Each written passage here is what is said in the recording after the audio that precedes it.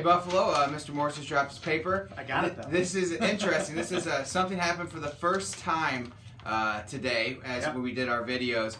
This is the first time we've had to do 2 takes. So usually we come down, we set it up, and we go, and we get it done in 1 time. This time, however, this is the 2nd time we have done this. So my jokes are going to be even better. I promise you, I'm going to get the trivia question right.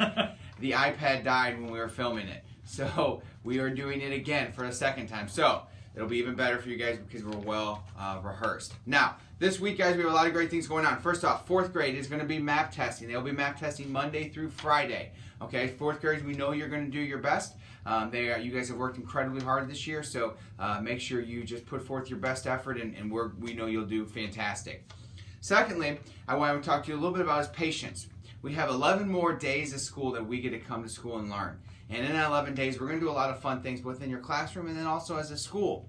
But we might sometimes get impatient wanting those things to come faster and think that we always need to be doing these really outlandish things. But in reality, if we take every single day that we're here, every single subject or minute that we're working, and we just worry about doing the best that we can, trying our hardest, are we making ourselves better, are we trying our hardest in reading or math?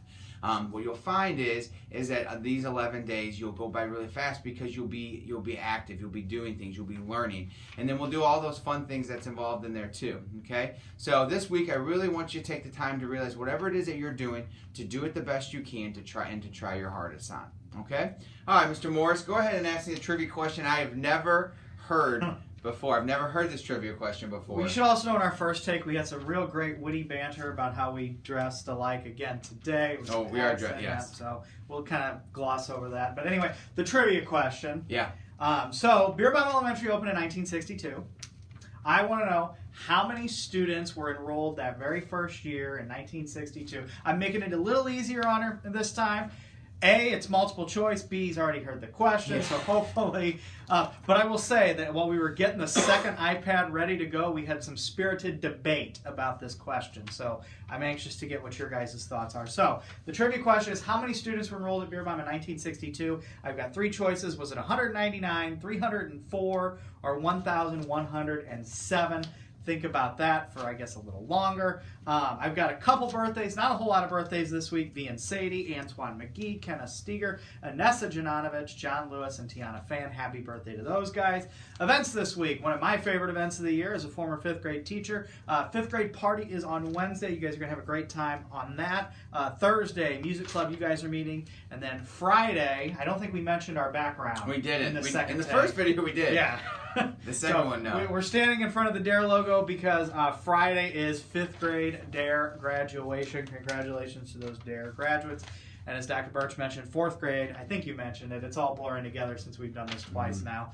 Map testing all this week for 4th grade. So, you know the answer. I do know the answer. So, the original answer was 199. That's how many there was, 199 kids when this school opened.